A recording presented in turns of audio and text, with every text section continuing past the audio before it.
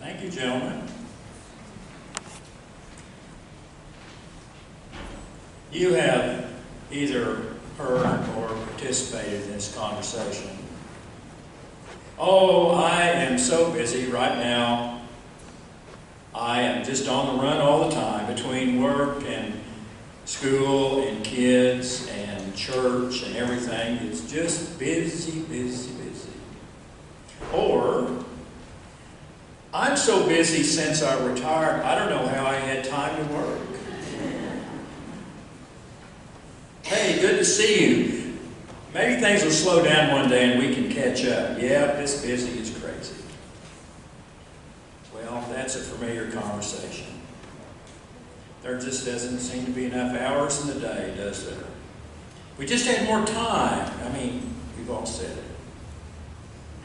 But you know, all of us have the time for what we choose to have time for. I'd like to quote Lynn Malone, who's Methodist pastor over in the road. Our struggle comes in distinguishing between that which is important and that which is urgent. If we don't know the difference between the important and the urgent, we'll never be able to choose which is important. We will, by default, choose the urgent every time. Well, you know, urgent things are important. It's sometimes life or death.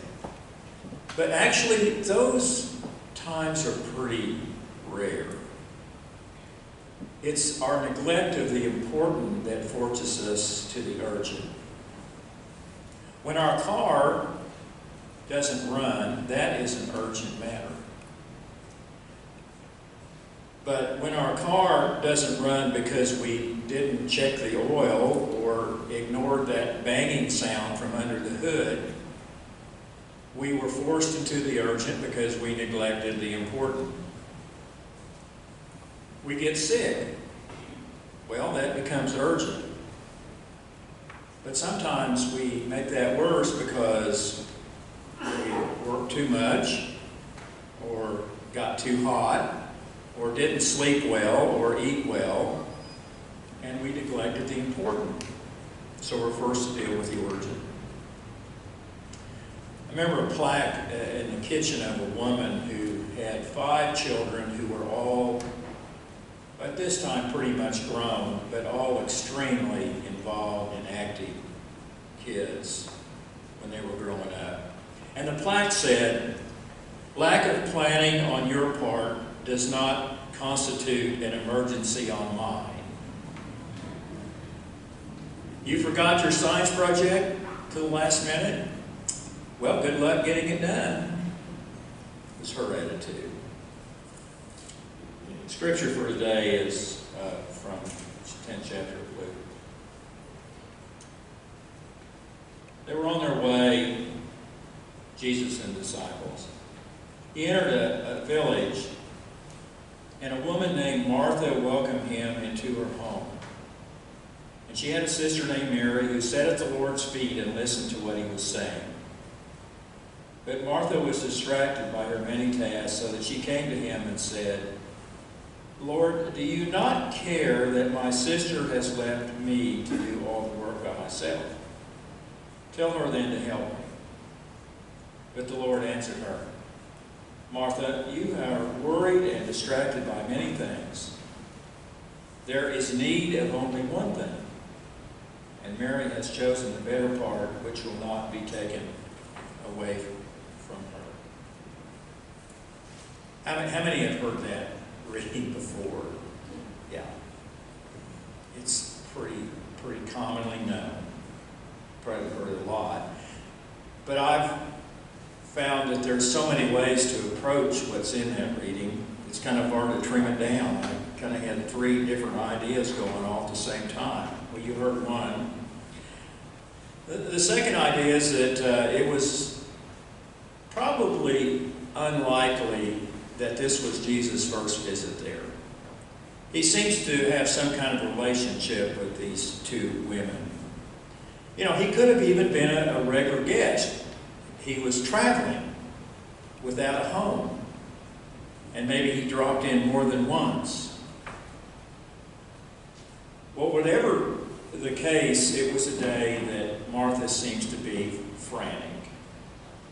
You know, maybe somebody's just dropped in on you, and it catches you at a bad time. You know, the shopping list is on the refrigerator, but you're way behind. You don't have much in the house for any guests, and you've been busy with other things, and things are kind of messy, and what are we going to feed them? I mean, sometimes we have good evidence that Jesus traveled with a good bit of other people, and you know, if 15 or 20 people drop in all of a sudden, and in his culture, it was so important to provide hospitality. That was one of the most offensive things one could do, is not provide hospitality to a guest. And so Martha may have been totally concerned and wrapped up into coming up with something that she could do.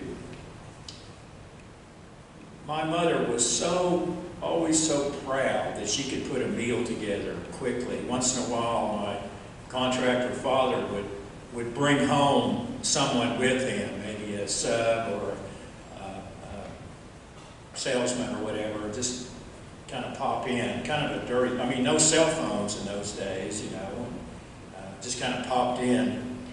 But she always had things ready if someone came in unexpectedly, or, you know, the company that came around on Sunday afternoon in those days stayed too long, you know, we could fix a meal. Martha is distracted. And many of us are not prepared for anything like this now. We can understand how she felt. Well, I guess we could, you know, have a pizza delivered, you know, but that was not an option. So, you know, the whole Martha thing is that she was distracted by what she was concerned about doing, and she didn't pay attention to what, as Jesus said, was most important. Now, everybody has been there. We are distracted by what we have to do, and we kind of mess up a close relationship with somebody else because we don't pay enough attention to that person. Yeah, we know that. We've taken care of what we thought was most important, but in reality, we have neglected what was really more important. Martha has kind of maybe 3 different solutions to what we might do in her memory.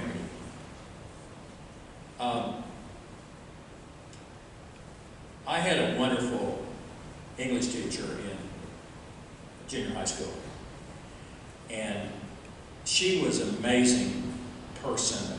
She'd been teaching a long time, and what was most amazing about her is that she had total control of the class, and kids who acted out in other classes never even started in her class. I don't know what her magic was, but because she was able to have such good control of the classroom, she was able to teach a lot, and she taught me an awful lot of things in English that I still use today. And I remember once we were trying to prepare for some event, and I told her I wasn't ready, and she said, "George, it's later than you think." And I obviously still remember those words, and I remember them a whole lot every time I let a deadline slip up on me, and I have to rush around and do things at the last minute. But after 50 years of preaching, I have finally discovered that if you kind of get this done early in the week, maybe you have pretty much of the sermon done on Tuesday, that it's a much more pleasant week for everybody around you, especially Saturdays. Kind of setting an artificial deadline has helped me from time to time. Or maybe if we're selective with our yeses, Because there's lots of good things we could do, but sometimes our problem is not we're not committed, it's that we're over-committed. And sometimes good opportunities come along, we're just going to have to pass. Of course, none of those would involve me asking you to do anything here. Or we let the urgent crowd out the important because we don't do what's most important first. We get distracted. Well, that's kind of one way to look at it. Here are the scriptures again. They went on their way and entered a certain village. A woman named Martha welcomed him. She had a sister named Mary who sat at the Lord's feet and listened to what she was saying.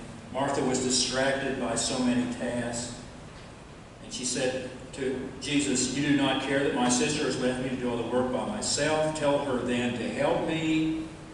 And the Lord said, "Martha, you are worried and distracted by many things.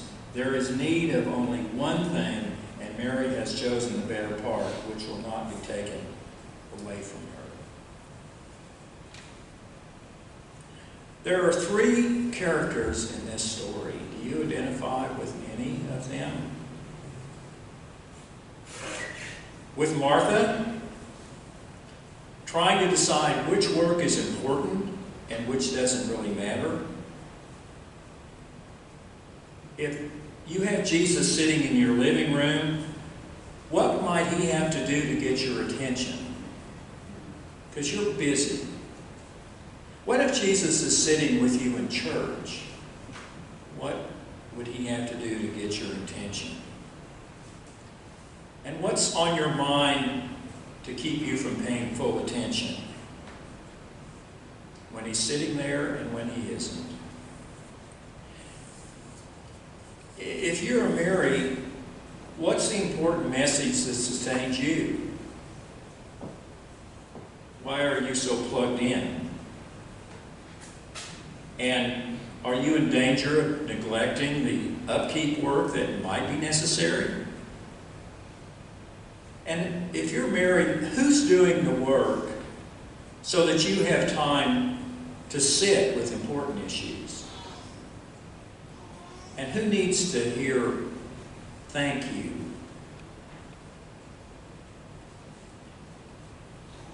If you can be so bold as to imagine yourself as Jesus, what's the message that other people need to hear? You see anger and frustration about you. How do you address that? How can you diffuse it? And how can you create meaningful encounters with people who may not be focused on the most important things? Jesus has a big burden. I've had many years of opportunity to do church. Go to church, go to meetings, go to assemblies, go to school, hear speakers.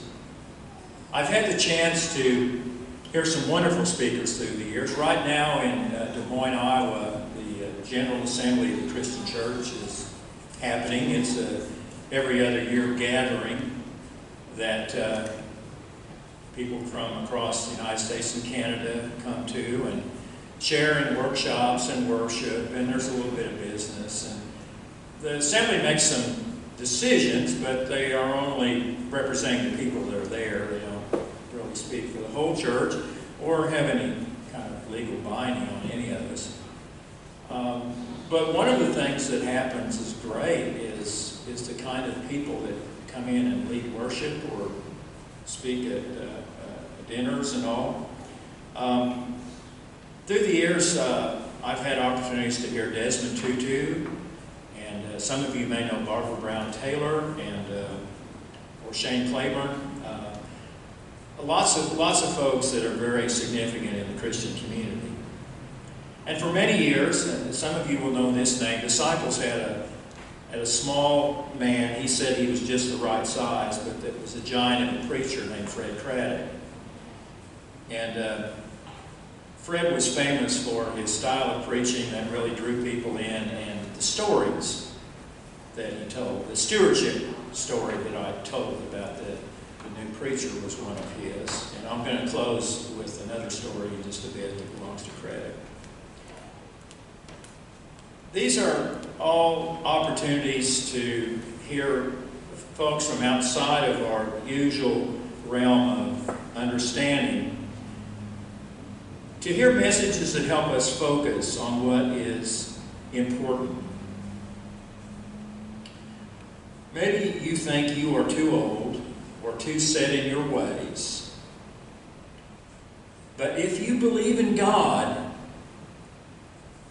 you can teach an old dog new tricks. Greyhound racing is popular in parts of our country. These dogs are bred to run and chase whatever is moving.